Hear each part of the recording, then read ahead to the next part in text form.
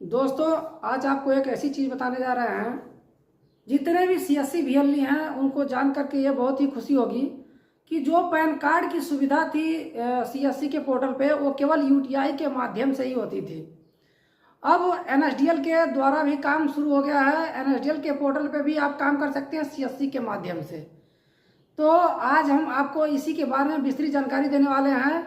उससे पहले अगर आप चैनल पर नए हैं तो सबसे पहले चैनल को सब्सक्राइब कर लें, साथ ही साथ बेल आइकन को भी दबा दें ताकि इस तरह का हर वीडियो का नोटिफिकेशन सबसे पहले आपको मिल जाए। तो आइए चलते हैं और हम इसकी पूरी जानकारी देते हैं आपको। देखिए, अभी तक जो यूटीआई के पोर्टल से आप करते थे, साथ ही साथ अब एनएसडीएल के पोर्टल से भी आप काम करना शुरू कर देंगे। तो एनएसडीएल के द्वारा जो पैन कार्ड बनता है बहुत ही आसान तरीके से, बहुत ही सुविधाजनक होता है। तो जो आधार कार्ड के माध्यम से केवल वेरीफाई होकर के बन जाता है। तो आज करेक्शन के बारे में जानकारी देंगे। देखिए, करेक्शन में नाम हो गया, जन्म तिथि हो गया, या पिता का नाम होता है, कोई भी करेक्शन है आप इस पोर्टल से आसानी से कर सकते हैं, कोई दिक्कत नहीं है। साथ ही साथ एक चीज़ और आपको बता देते हैं कि इसमें करेक्शन करने के लिए सबसे ज़रूरी चीज़ है कि आधार से मोबाइल नंबर का लिंक होना बहुत ही ज़रूरी है। आधार से मोबाइल नंबर लिंक रहेगा, ओटीपी के माध्यम से कर सकते हैं। इसमें आप अलग से फ़ोटो भी अपलोड करके बना सकते हैं, सिग्नेचर अपलोड करके बना सकते हैं। देखिए, सबसे ज़रूरी चीज़ यह है कि अगर नाम का करेक्शन करते हैं, जैसे पिता का नाम का करेक्शन करना है या अपने नाम का करेक्शन करना है, तो उसके लिए कुछ ज़रूरी दस्तावेज लगते हैं, डॉक्यूमेंट लगते हैं। तो वो डॉक्यूमेंट क्या क्या हैं वो आपको हम बता देते हैं कि सबसे पहले देखिए, आपका निर्वाचन कार्ड या हाई स्कूल का मार्कशीट या पैन कार्ड, पासपोर्ट, ये सारी चीज़ें हैं जो लगा सकते हैं। तो उसके लगाने का तरीका यह है कि जो नाम आप सुधार करेंगे वो नाम आपके इस सपोर्टिंग डॉक्यूमेंट में होना चाहिए, तभी आप लगा सकते हैं, तभी आपका हो पाएगा, अन्यथा वो फेल्ड हो जाएगा। तो चलिए हम पोर्टल पे दिखाते हैं कि क्या सुविधा है, कैसे कैसे आपको करना है, सारी चीज़ें, सारी जानकारी आपको हम देते हैं।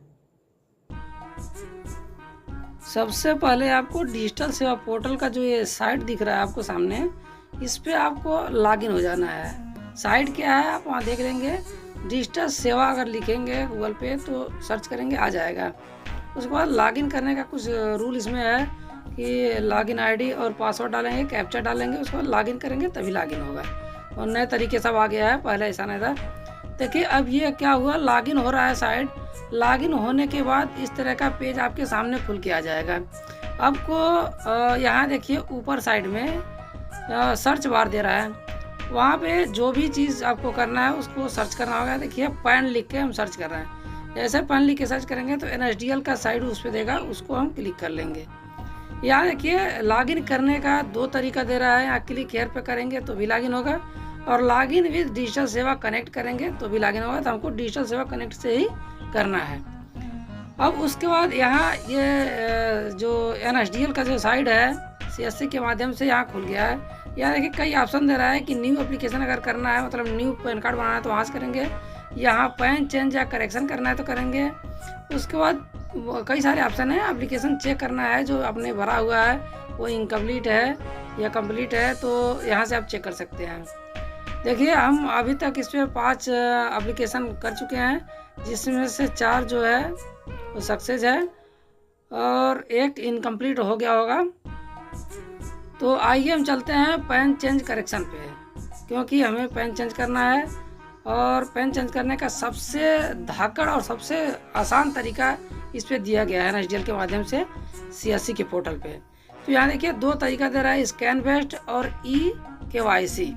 स्कैन बेस्ड का मतलब है कि जो आप सिग्नेचर और फोटो अपलोड करेंगे वो अपने पास से करेंगे, आधार से नहीं होगा। अगर ई-केवाईसी से करेंगे तो जो आधार में फ़ोटो रहेगा वही उस पर प्रिंट होके आएगा, सिग्नेचर नहीं आएगा। तो आगे चलते हैं हम, जैसे जैसे जो चीज़ इसमें मांग रहा है उसको ऐसे फिल करते चलेंगे, उसके बाद हम को कंप्लीट करेंगे। तो चलिए देखते हैं। यहाँ जो पैन कार्ड का नंबर मांग रहा है, उस पैन कार्ड का नंबर हम सेम टू सेम डाल देंगे जो पैन कार्ड पे लिखा रहेगा। उसके बाद यहाँ देखिए कैटेगरी जो है वो इंडिविजुअल है, तो इंडिविजुअल ही डालेंगे। यहाँ सेलेक्ट पैन है, यहाँ देखिए दे रहा है, तो फिजिकल मोड पे करेंगे क्योंकि हमको फिजिकल भी चाहिए और ई पैन कार्ड भी चाहिए हमको मेल पे। ठीक है, यहाँ नाम डालेंगे, जो आधार कार्ड में नाम रहेगा सेम वही नाम डालना है।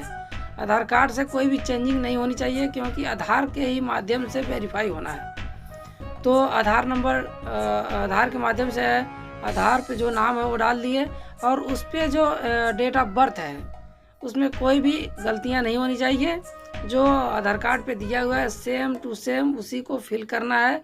डेट ऑफ बर्थ, मंथ या डे जो भी है, क्योंकि बहुत सारे लोगों में प्रॉब्लम यही आ रहा है कि आधार कार्ड में डेट ऑफ बर्थ कुछ और है, पैन कार्ड में डेट ऑफ बर्थ कुछ और है। इसका मेन रीज़न यही है कि कहीं ना कहीं कुछ गलती की वजह से चेंज होके आ जा रहा है। तो आप लोग गलती ना करें, आप जो आधार कार्ड में दिया हुआ है सेम वही डेट ऑफ बर्थ डालें ताकि आगे फिर से कोई मिस्टेक होने का डर न रहे। अब जो आधार में मोबाइल नंबर फीड है, लिंक है, उसी नंबर को यहाँ मोबाइल नंबर डालेंगे ताकि OTP हमारा आसानी से आ सके और हम उसको वेरीफाई कर सकें। तो फटाफट हम इसमें देखिए मोबाइल नंबर डाल लेते हैं, उसके बाद अगले वाले में ईमेल आईडी डाल लेते हैं।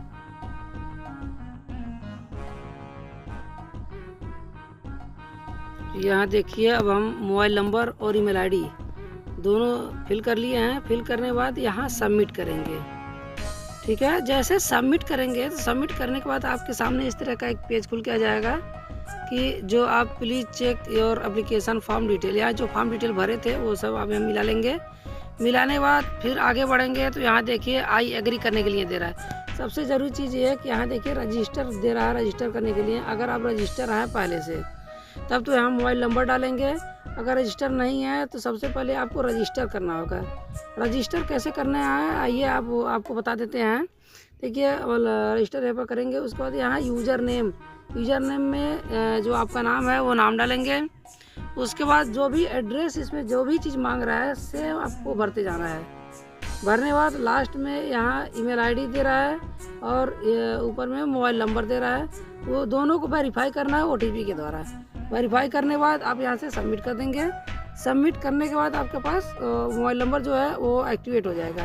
अब चलिए हम बैक करते हैं और यहाँ देखिए मोबाइल नंबर डालते हैं। मोबाइल नंबर जैसे डालेंगे उसके बाद सबमिट करेंगे।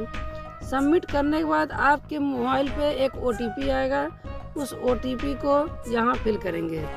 ठीक है, तो जो आपके मोबाइल पे OTP आएगा ये OTP जो VLE हैं उनके मोबाइल पे आएगा। जो VLE हैं उनको मोबाइल नंबर यहाँ डालना है। OTP डालने के बाद वेरीफाई करेंगे। उसके बाद यहाँ कस्टमर का आधार का पूरा नंबर डालेंगे। ठीक है, तो आधार का पूरा नंबर डालने के बाद आप देखिए यहाँ नीचे दे रहा है नेम एज पर आधार। जो आधार पर नाम है वो आपको फिर से यहाँ डालना रहेगा। तो नाम डालेंगे। नाम डालने के बाद यहाँ नीचे देखेंगे तो पैन का जो नंबर है वो ऑटोमेटिक यहाँ शो कर रहा है। तो यहाँ आपको कुछ नहीं करना है। आपको फिर ऊपर करके देखिए यहाँ दे रहा है कि टाइटल आपका क्या है। तो जो टाइटल है उस टाइटल के हिसाब से डाल देंगे। टाइटल डालने के बाद यहाँ देखिए जो नाम मांग रहा है last name, first name, middle name, जो जैसे है वैसे आपको भरना रहेगा। कोई भी यहाँ गलती ना करें। तो देखिए नाम डालने के बाद यहाँ जेंडर मांग रहा है तो जेंडर डाल लेंगे। उसके बाद यहाँ कुछ टर्म एंड कंडीशन है उसको एक्सेप्ट कर लेंगे। करने के बाद यहाँ सबमिट बटन पे क्लिक करेंगे। अगर कोई उसमें गलतियाँ हैं तो उसको सुधार लेंगे, नहीं तो सबमिट करने के बाद आगे बढ़ेंगे।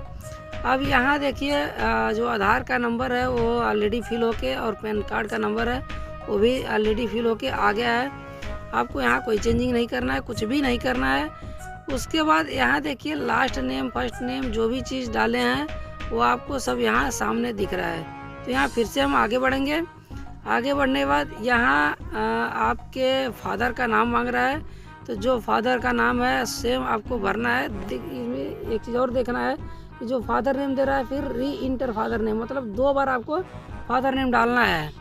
तो फादर नेम डालने के बाद यहाँ पे नेक्स्ट करेंगे। नेक्स्ट करने के बाद यहाँ एरिया का जो कोड होता है वो डाल देंगे। अगर एरिया कोड आपको नहीं मालूम है तो आप एरिया कोड गूगल से सर्च करके निकाल सकते हैं। तो चूँकि गोरखपुर का 0551 है तो हम 0551 डाल करके आगे बढ़ रहे हैं। अब यहाँ देखिए एड्रेस ऑफ कम्युनिकेशन, आपको यहाँ कुछ नहीं करना है, सीधे आपको यहाँ मेंशन, अगर कोई पैन कार्ड, अगर दूसरा पैन कार्ड है, जैसे एक के अलावा और भी कोई पैन कार्ड है, तो यहाँ आप उस नंबर को डाल सकते हैं।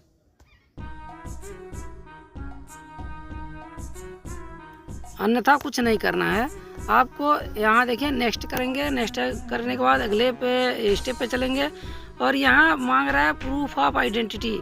तो प्रूफ ऑफ आइडेंटिटी में आप आधार कार्ड ही डालेंगे और यहाँ भी आधार कार्ड डालेंगे एड्रेस प्रूफ में, और यहाँ डीओबी में भी आधार कार्ड ही डालेंगे, क्योंकि आधार से ही आपको बनवाना है।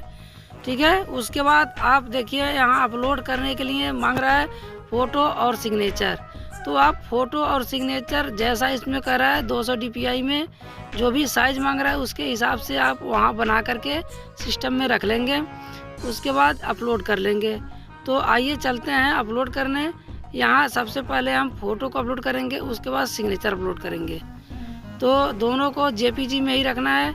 तो यहाँ से फ़ोटो हम अपलोड कर रहे हैं, देखिए फ़ोटो को चूज कर लिए, उसके बाद अपलोड बटन पे क्लिक करेंगे तो यहाँ फ़ोटो हमारा अपलोड हो जाएगा। सेम प्रोसेस है अब सिग्नेचर का, तो सिग्नेचर भी हम यहाँ से चूज कर लिए, उसके बाद अपलोड कर दिए, यहाँ अपलोड हो गया, सामने दिख भी रहा है। अब यहाँ देखिए डॉक्यूमेंट अपलोड करने के लिए बोल रहा है, तो यहाँ पर लोग एक चीज़ ध्यान देंगे, डॉक्यूमेंट में क्या क्या अपलोड करना है वो चीज़ जान लीजिए। कि सबसे पहले आधार कार्ड एक PDF में बना लीजिए, उसके बाद पैन कार्ड को एक PDF में बना लीजिए, और सपोर्टिंग डॉक्यूमेंट में अगर कोई भी है, जैसे राशन कार्ड हो गया, पासपोर्ट हो गया, निर्वाचन कार्ड हो गया, या हाई स्कूल का मार्कशीट हो गया, अगर इसमें से कोई है तो उसको भी आप PDF बना करके अलग से रख लेंगे, क्योंकि यहाँ अलग अलग सारे डॉक्यूमेंट आपको अपलोड करने रहेंगे। तो आइए चलते हैं अपलोड करते हैं। सबसे पहले हम आधार कार्ड को अपलोड करेंगे, उसके बाद पैन कार्ड को अपलोड करेंगे, उसके बाद जो हमारे पास सपोर्टिंग डॉक्यूमेंट है, जैसे हमारे पास पासपोर्ट है तो हम पासपोर्ट अपलोड कर रहे हैं। तो यहाँ तीनों करने के बाद यहाँ अपलोड पे क्लिक करेंगे तो हमारा सारा अपलोड हो जाएगा। और देखिए यहाँ कुछ रेड ब्लिंक कर रहा है, क्या कुछ गड़बड़ी हुआ है, तो एड्रेस वगैरह में कुछ हुआ होगा। यहाँ हम चल रहे हैं, बैक करके देख लेंगे। तो यहाँ देखिए मांग रहा है कम्युनिकेशन एड्रेस, तो यहाँ से हम रेजिडेंस कर लेंगे। अगर देहात से हैं तो रेजिडेंस कर लेंगे, शहर से हैं तो ऑफिस कर लेंगे, अगर ऑफिस है तो यहाँ देखिए जो है वो एड्रेस हम भर लेंगे, जो भी एड्रेस है उस एड्रेस को फटाफट भर लेंगे। भरने के बाद फिर हम आगे बढ़ेंगे। अब ये एड्रेस हमारा फिल हो चुका है। फिल होने के बाद नीचे आएंगे तो नीचे देखेंगे यहाँ नेक्स्ट बटन दे रहा है, तो नेक्स्ट पे हम क्लिक करके फिर आगे बढ़ेंगे। उसके बाद आपको जो डॉक्यूमेंट अपलोड कर रहे थे, यहाँ देखिए आधार पैन कार्ड हो गया, और हमने अभी तक सपोर्टिंग डॉक्यूमेंट अपलोड नहीं किया है, तो सपोर्टिंग डॉक्यूमेंट भी अपलोड कर लेते हैं।